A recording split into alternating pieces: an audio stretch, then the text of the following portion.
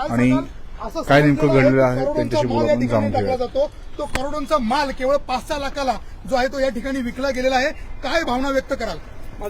मला इथल्या स्थानिक मुलांचा फोन आला होता आणि त्यांनी मला सांगितलं की दादा आमच्या मैदानामध्ये हा मैदान होता खेळायचा, त्याला ठाणे महानगरपालिकेने भंगाराचं रूप दिलं.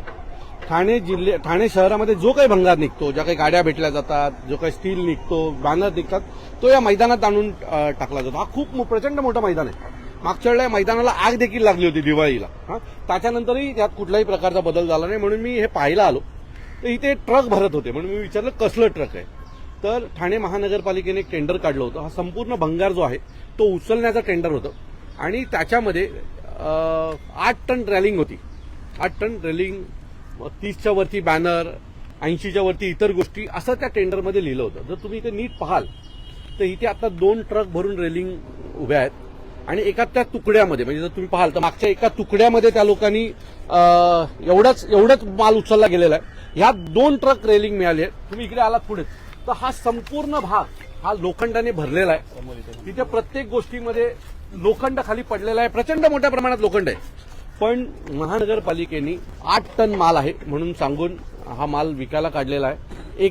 एका जर आता ह्या एका ट्रकचं जर आपण वजन केलं तर त्याचं वजनच 6-7 टन होईल.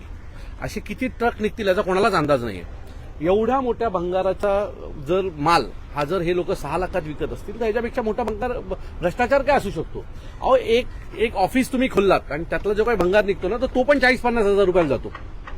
आणि हा अख्खा भरलेला मैदान या लोकांनी 6 लाखात लिलावाला काढला. मी त्यानंतर संबंधित अधिकाऱ्याशी बोललो तर हा टेंडर कधी आला माहितीये का? 2024ला आलाय. 2024ला हा टेंडर लागलेला आहे आणि तेव्हापासून तो पेंडिंग होता. 2024 ते 2025 जो काही नवीन माल आला त्याच्या बाबतीत कोणाकडेच काही एंट्री नाहीये. म्हणजे एखाद्या माणसाच्या घशात घालण्यासाठी ज्या काही गोष्टी कराव्या लागतात ते या लोक करतात. मी लिहून देतो की इथे करोडो रुपयाचा माल पडलाय, पण या लोकांनी 6 लाखामध्ये हा माल विकून मोकळे झालेले आहेत. आणि मला वाटतं की ह्याच्यापेक्षा मोठा भ्रष्टाचार काय असू शकतो? तुम्हाला मी एक सांगतो, जर आम्ही उद्या टॅक्स भरला नाही घराचा तर आमच्या घराच्या बाहेर ढोल घेऊन येतात की टॅक्स भरा, आणि आम्ही टॅक्स रुपी जो पैसा जमा करतो तो ह्या रेलिंग बिलिंग जे रस्त्याला लावतात त्याच्यासाठी वापरला जातो. आणि तो असे भंगारवाले आणि सगळ्यांच्या घशामध्ये ठाणे महानगरपालिकेचे काही अधिकारी घालतात.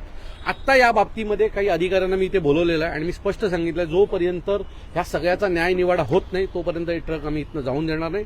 हा प्रचंड मोठा भ्रष्टाचार आहे आणि या उद्या सकाळी आम्ही आयुक्तांच्या केबिनमध्ये याच्या बाबतीत घेराव घालणारच आहोत. आयुक्तांना जाब विचारणार आहोत की आमचा पैसा असा कोणाच्या घशात घालण्याचा अधिकार हा ठाणे महानगरपालिकेला कोणी दिला? जेव्हा तुम्हाला हे कळालं की हा करोडोचा माल फक्त 5-6 लाखाला विकला तर